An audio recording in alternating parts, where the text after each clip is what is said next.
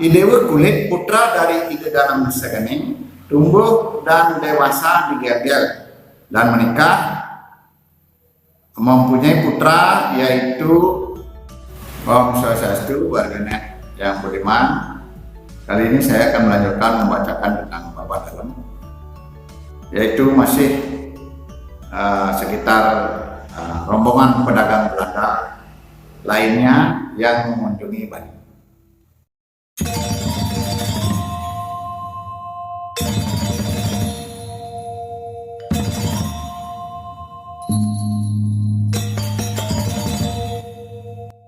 Pada masa itu ada juga rombongan pedagang Belanda lainnya mengunjungi Bali karena mendapatkan beberapa keuntungan dari persinggahannya di Bali. Pada tahun 1603 Masehi di bawah pimpinan Stefan den Hagen. Kemudian tahun 1604 Masehi di bawah pimpinan majikannya Wijbrand an Warwick mendapatkan izin dari kerajaan untuk membangun loji, tempat untuk menimbun hasil bumi sebelum diangkut ke Eropa. Namun izin ini disalahgunakan, bukan untuk menimbun hasil bumi tetapi digunakan tempat untuk transaksi pembelian budak. Pada tahun 1621 Masehi, izin loji ini dicabut. Bangunan loji dibongkar. Semenjak itu Belanda tidak diizinkan untuk berdagang di Bali. Pada tahun 1610 Masehi sampai 1614 Masehi, semasa Gubernur Jenderal Peter Both, Kompeni Belanda atau VOC datang kembali ke Bali untuk mencoba mengambil hati Raja Bali, tetapi ide dalam segening menolaknya. Setelah itu Belanda tidak memperhatikan Bali lagi dan menganggap Bali merupakan daerah yang tidak penting dan tidak bermanfaat secara ekonomis. Di samping pada saat ini Belanda sedang menderita kesusahan akibat serangan Sultan Agung dari Kerajaan Mataram. Pada tahun 1619 Masehi, dengan berdirinya Batavia dengan Gubernur Jenderal Jan Pieterszoon Koen dan kegagalan serangan Sultan Agung untuk mengusir kompeni dari Jawa, Belanda terus memperluas pengaruh dan kekuasaannya ke Kerajaan Mataram sampai ke seluruh Jawa. Pertempuran antara Sultan Agung dengan Belanda memuncak pada pemerintahan Gubernur Jenderal Hendrik Brouwer. Gubernur ini telah mengetahui bahwa Bali sering berperang dengan Mataram untuk memperebutkan wilayah Belambangan untuk maksud menghancurkan kerajaan Mataram. Belanda berusaha untuk mengadakan kerjasama dengan kerajaan Bali dengan mengirim Jan van Oosterwijk sebagai ketua utusan dengan membawa surat Gubernur Jenderal tertanggal 2 Februari 1633. Misi Belanda ini kembali gagal karena di Gel-Gel sedang sibuk melaksanakan upacara pelebon. Diduga pelebon di dalam segening utusan hanya diterima oleh permaisuri raja dan pejabat kerajaan yang menyatakan bahwa kerajaan Bali akan berdampingan dengan damai dengan kompeni sehingga tidak akan membantu untuk melawan kerajaan Mataram. Setelah gagal membujuk Bali untuk membantu VOC melawan Mataram, selanjutnya Belanda tidak lagi memperhatikan kerajaan Bali. Selanjutnya pada tahun 1651 Masehi, Belanda datang kembali ke Bali dengan maksud untuk mengadakan kerjasama yang dipimpin oleh Jacob Bakherog. Namun misi ini juga gagal karena di Gel-Gel terjadi kekacauan politik dan raja telah tidak berada di Gel-Gel akibat pemberontakan Kiai Agung Maruki. Setelah masa itu, Belanda kembali berusaha untuk melupakan Bali. Bali dianggap tidak memberikan keuntungan dalam perdagangan ekonomi, namun ada ketakutan di kemudian hari Bali akan mengadakan hubungan dengan bangsa asing lainnya. Demikian kerajaan Bali telah mulai terjadi kontak dengan bangsa Eropa sejak abad ke-16 hingga masa kejatuhan kerajaan Bali akibat pemberontakan Kiai Agung Maruki. namun Bali tidak pernah tersentuh oleh kontak politik dan intervensi bangsa Eropa termasuk bangsa Belanda. Nah, saya akan bacakan sekarang. Para putra ide dalam Segeneng. Ide dalam Anom Segeneng mempunyai banyak istri dan banyak putra. Putra beliau yang tertua adalah Ide Dewa Anom Pemahyun. Adiknya yang bernama Ide Dewa Dimade dan seorang putri bernama Ide Dewa Rani Goang yang beribu Ki Gusti Ayu Pacakan, putri dari Kiai Ler Pranawa. Seorang bernama Ide Dewa Karangasem atau Ide Dewa Karang Amla juga termasuk putra utama dari Ide dalam Segeneng. Para putra beliau lainnya dari istri Penawing adalah I Dewa Cau, I Dewa Belayu, I Dewa Sumerta, I Dewa Pamerkan, I Dewa Lehah, I Dewa Lehah, I Dewa Sidan, I Dewa Kabatan, I Dewa Pasawahan, I Dewa Kulit, I Dewa Beda Hulu. Ada lagi putra raja yang bernama I Dewa Anom Manggis, Kiai Barak Panji, yang kemudian berhasil memperoleh kebesaran. Ide Dewa Anom Pemahyun yang kemudian menggantikan ayahnya bergelar Ide dalam Anom Pemahyun, menikah dengan saudara sepupunya yang bernama Sri Dewi Pemahyun, putri tunggal Ide dalam Bekung pada tahun 1623 Masehi.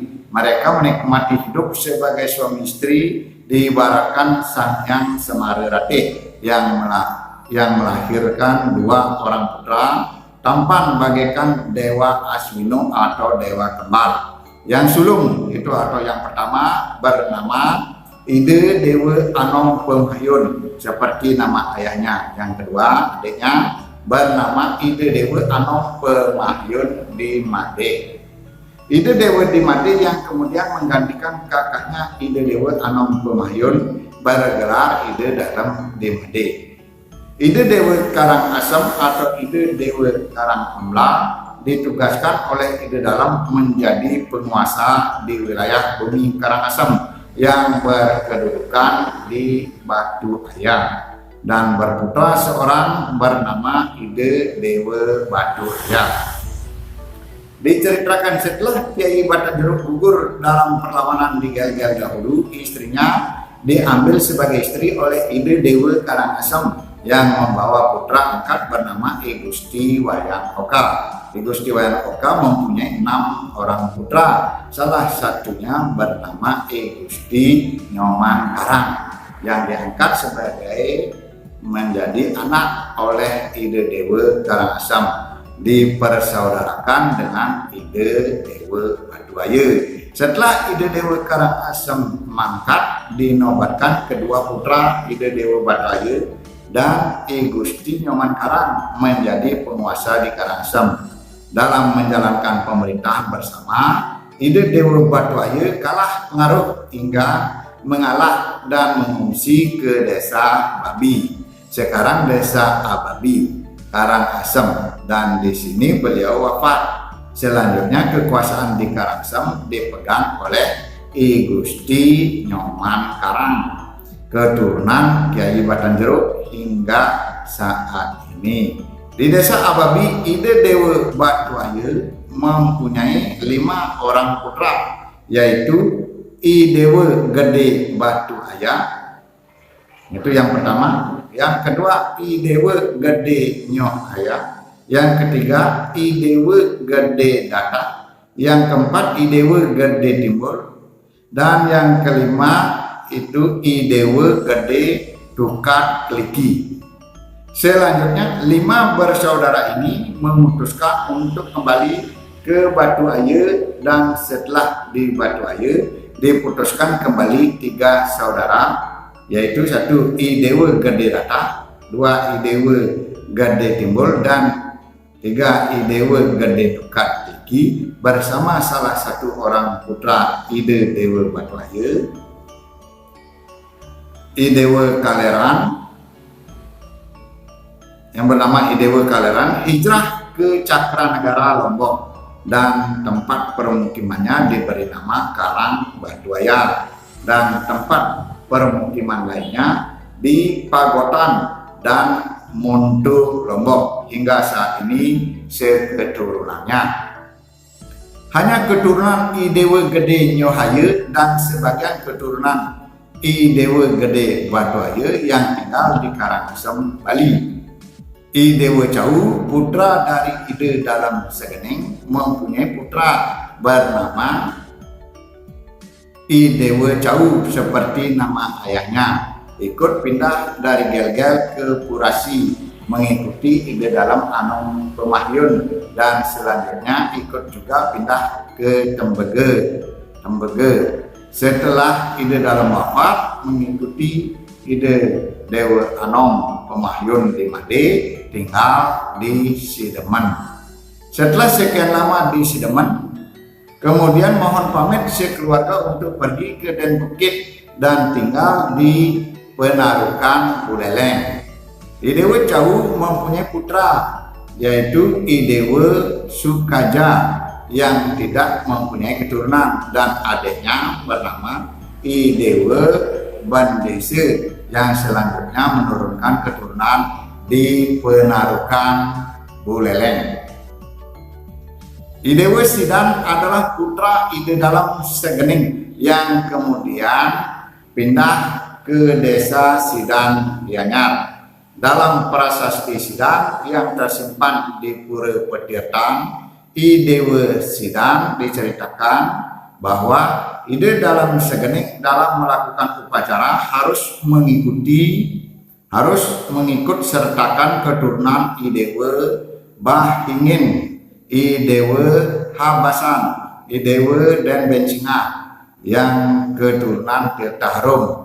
Dikatakan juga I Dewa Sidan masih sekeluarga dengan I Dewa Lampijah. I Dewa Lampijah adalah putra dari I Dewa Kulit atau cucu Ide Dalam Segening, dipindahkan ke desa Manggis, Karangasem oleh kakeknya dan dianugerahi tegalan sawah serta pura pusat dan pura dalam. Ia diperkenankan untuk mengawasi Banjar Hunggu yang terdiri dari 3 banjar dan Banjar Sampangan yang terdiri dari 4 banjar. I Dewa Kulit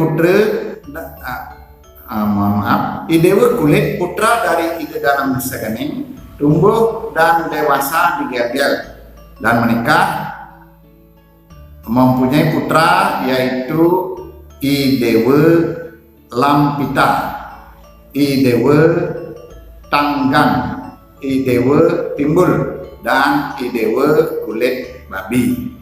Diceritakan Ki Jero Dukuh Waji dari Batu Nunggul, Nusa Penida, menghadap Ide Dalam Segening menyampaikan keadaan di Nusa Penida, yakni masyarakat tidak mengaturkan upacara di Pura Puaji. Karena itu diutuslah putra beliau I Dewa Karangasem bersama cucu beliau yaitu I Dewa Tanggan dan I Dewa Timbul untuk menyelesaikan masalah di Nusa Penida. Ikut pula I Dewa Pesawahan dan I Dewa Kaleran, cucu Dewa Tegal Besung. Berangkatlah rombongan ke Nusa dan bisa mengatasi masalah di Nusa Penida.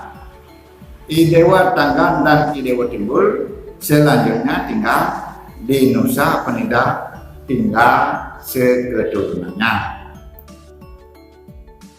Nah, begitu dulu warganet sekalian. Saya akan lanjutkan tentang